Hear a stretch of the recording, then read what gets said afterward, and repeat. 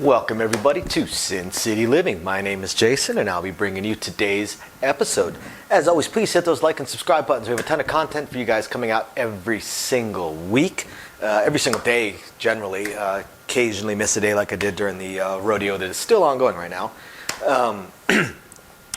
And I hope all of our patrons out there are appreciating the patron-only exclusive videos we're putting out with the dice class, putting one out every couple of weeks. And if you're curious about that, go ahead and check the description down below. Once I get this whole live stream thing figured out, I'm probably going to do a live stream on the patron site as well. One on the regular site, one on the patron site. I do have the new computer for it. Theoretically, I have everything ready. I'm just so busy currently with this rodeo. And one of our fans asked a question a little while back about ways to tip us, to show appreciation to us without having to sign up as one of our patrons. And at the time we did not have any way of doing it, but I have managed now to get us signed up with a site called Buy Me a Coffee. As I'm sure some of you guys have noticed from some of our videos, Louie and I are both pretty heavy coffee drinkers. So if you're curious about that as well, go ahead and check down below in the description as well. We would definitely appreciate any cups of coffee you're willing to pick up for us. And don't forget to email us with any strategies, questions, suggestions, anything at all. We love shooting those videos for you guys. I actually haven't gotten a new email in about 2 weeks. And also, don't forget, anybody that may be interested in one of the small Sin City Living neons that we have, just email us that as well, sincitylivingLV@gmail.com. Otherwise, I'm going to go ahead and get into today's episode. What's going on, guys? I'm Louie here, and today I'm going to be answering a couple questions about me. Get to know Louie. All right. So for those of you who want to know a little bit more about me, now's your chance. Okay. You can ask all the little itty bitty or nitty gritty details about me. Well, you don't get to ask, but I mean, you get to find out at least a couple things about me. Question: why did you choose a physics major? Well, I did not actually. He's using my questions. I'm using Jason's questions. When I was in college, I changed my major about 6 times from whiskey to vodka. Yeah, that's about every other night, kind of. No, but I was a psychology major, a criminal justice major, a criminology major.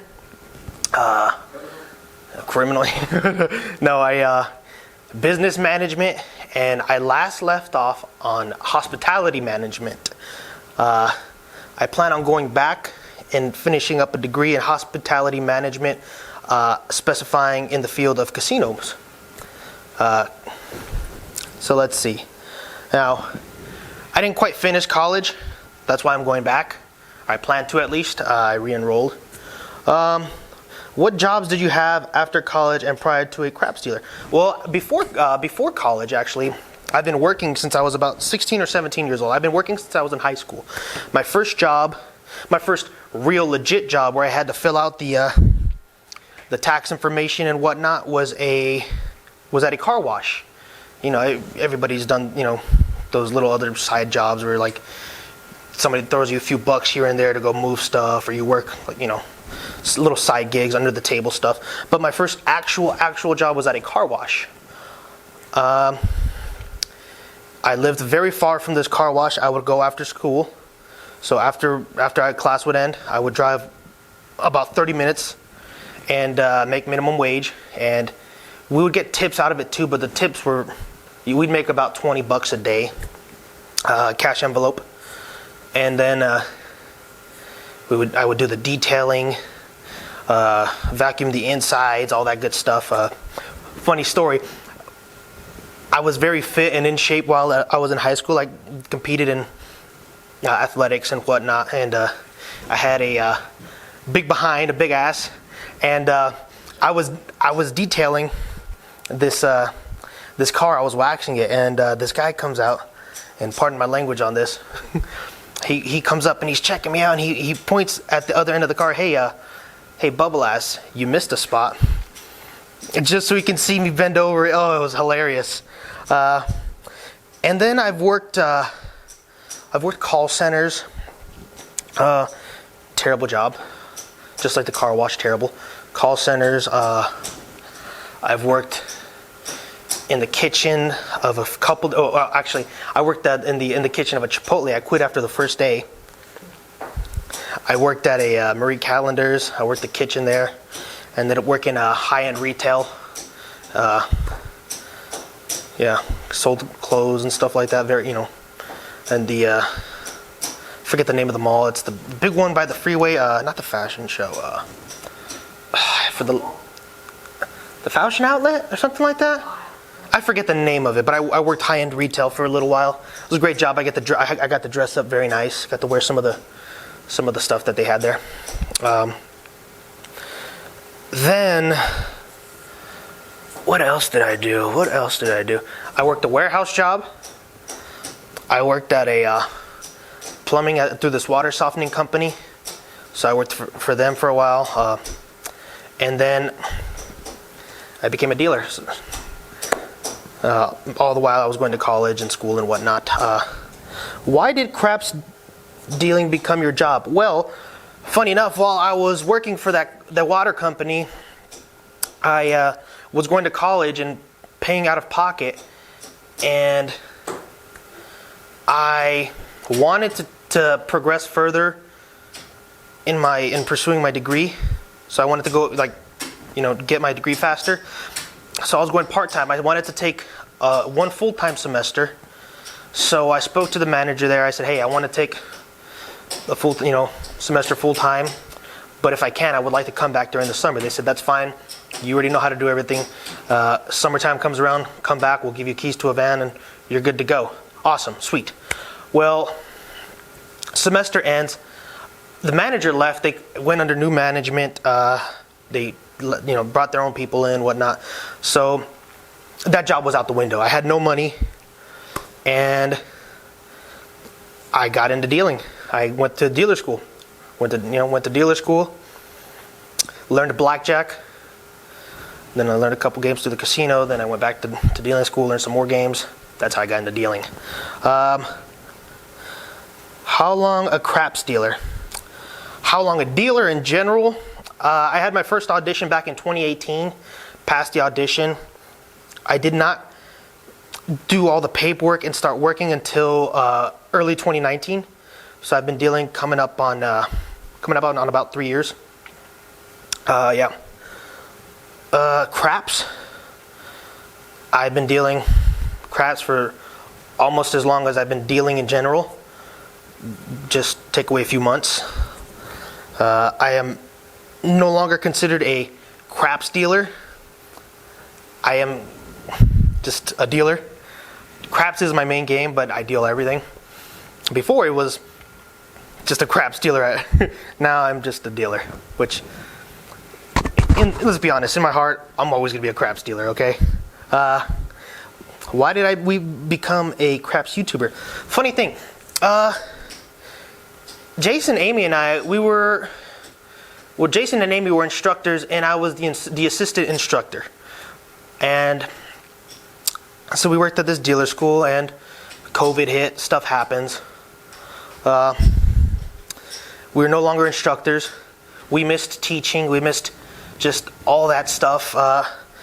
There was a passion. We all shared a similar passion in terms of the casino industry, but also just sharing our knowledge. So, and we missed it a lot. And I remember pestering you guys a little bit about, hey, let's teach people. Let's teach people on YouTube. Let's do this. Let's do that. And Jason and Amy finally said, let's do it. So now we're YouTubers. Let's see. Are you still a dealer or a box or something else? I am no longer a boxman. I was not a full-time boxman. I was a boxman a few times a week. I'm still a dealer, of course. Would I go back to being a boxman or maybe a floor person in the future? You did move positions. You didn't get demoted. I didn't. No, I did not get demoted. I got it. I changed casinos. Right. Could I, if I wanted to, become a boxman or a floor, dual rate, all that? Yes. Do I want to? At this moment, no. I enjoy dealing. I love it with a passion.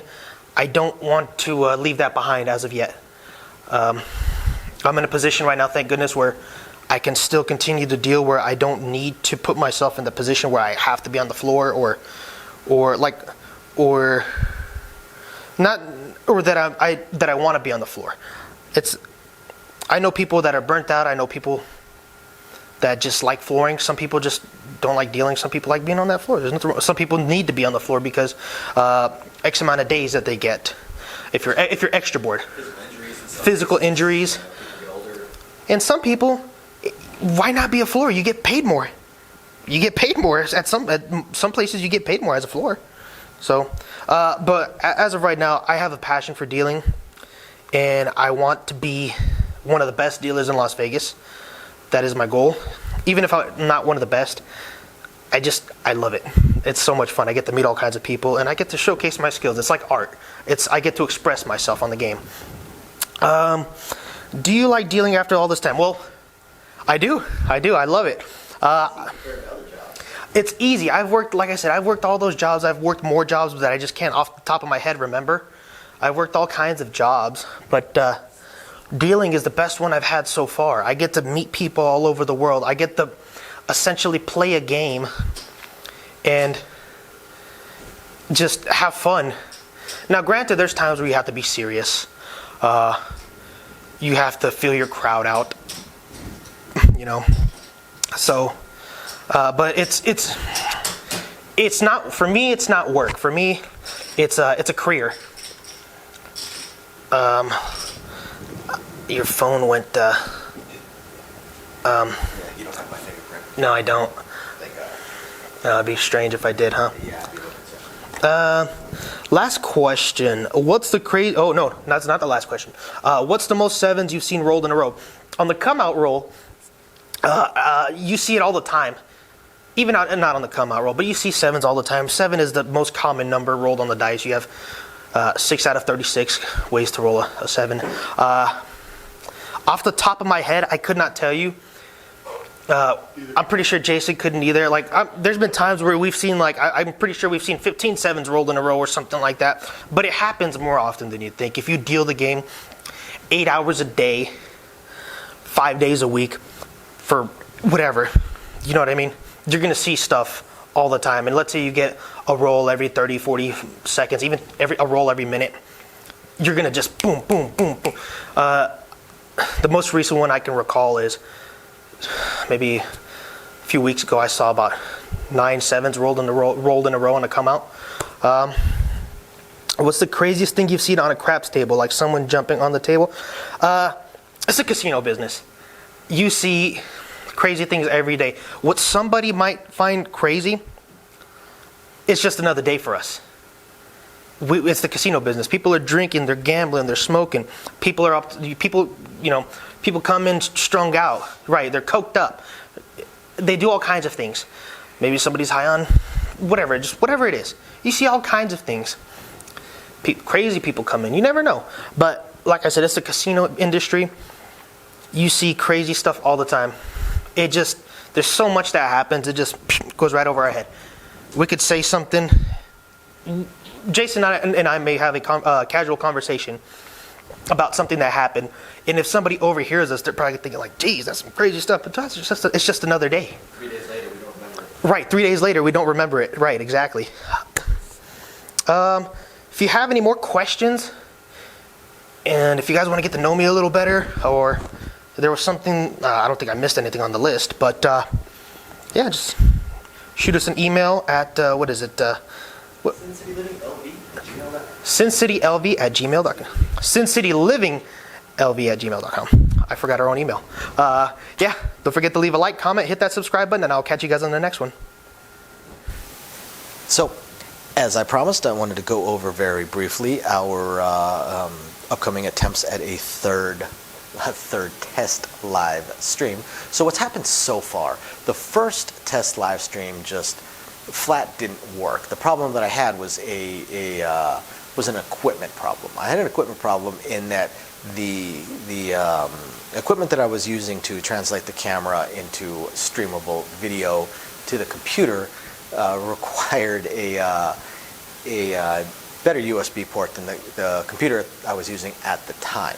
So that one just flat failed because it would not translate into the computer. The computer would not pick it up, would not read it, so I wasn't able to live stream it. So then, as I was looking through, because I'm a little bit of a tech head, as I was looking through all of my other stuff, because I do have 4 laptops here and 3 computers, I did find one that actually did have the newer style USB port. Unfortunately, it was actually my oldest laptop, but I figured, what the heck, let me give it a shot. What's the worst that can happen? And this time around, when I fired everything up, the video was actually translating onto the computer, so things were looking better. But then when I attempted to live stream, the computer was not powerful enough to be able to translate it and then upload it sufficiently. So it basically just uploaded a blank screen for the live stream. So what I am going to have to do is, and I'm already looking into all of my options, I'm going to upgrade my computer so I can add, what, a 7th, 8th computer to my household. And I'm going to go much, much higher, and I'm going to get a computer that is far more than I need for this, far, far, far more powerful than I need for this. That way, any future upgrades that I may do, the computer will be able to handle it. So unfortunately, this computer is going to cost me about 25% more, about 25% of what I've already laid out in all the equipment for this channel. So it wasn't something that I could just instantly buy. I'm probably looking at Black Friday or Cyber Monday. So hopefully I have it within the next couple of weeks, and then I'll do another test live stream and see if I can go from there. So I will definitely do at least one weekly live stream on our Patreon because they're the ones that are really helping us get this computer. And the other equipment that I'm going to get, because I figure if I'm buying the computer, I might as well buy the most high-end capture cards and things along those lines, get everything as good as possible, and then hopefully eventually get a better microphone for you guys. So yeah, that's where we stand on the live stream. As soon as I have the computer and I do the test, which will be in a few weeks, like I said, got to order it in a week or two, then I have to wait for it to ship. Plus, we have probably the biggest event of the year coming up, the NFR National Finals Rodeo. So I'm basically working 2 weeks straight, as is my wife. So not going to have a whole lot of time. But once we get all that under control, then we'll figure out. There's been some schedule changes to myself, some schedule changes to my wife, and some upcoming schedule changes to my wife as well. So hopefully we can get all the scheduling figured out so I know when I'll be able to live stream as well. My initial plan of Thursdays at 6 o'clock is already out the window. I'm at work at that point now. So we will get it all figured out, and we will let you guys know, I promise. And otherwise, I hope you guys have found this interesting, enlightening, illuminating, or at least just plain fun. And we will catch you guys next time. Bye now.